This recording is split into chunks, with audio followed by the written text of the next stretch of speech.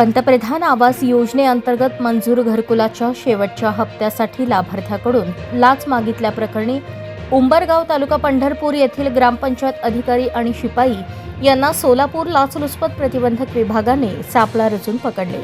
या कारवाईत ग्रामपंचायत शिपाई दत्तात्रय अभिमान कांबळे यांनी तक्रारदाराकडून 12,000 रुपयांची लाच स्वीकारताना रंगेहात पकडले। या प्रकरणातील आरोपींमध्ये प्रशांत प्रकाश मुकरे वय 45, ग्रामपंचायत अधिकारी उंबरगाव, पंचायत समिती पंढरपूर तसेच दत्तात्रय अभिमान कांबळे वय 45, ग्रामपंचायत शिपाई उंबरगाव यांचा समावेश आहे।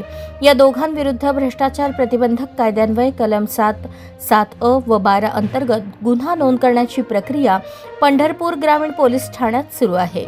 एसीबी कडून मिळालेल्या माहितीनुसार तक्रारदार यांना पंतप्रधान आवास योजनेतून घरकुल मंजूर झाले होते।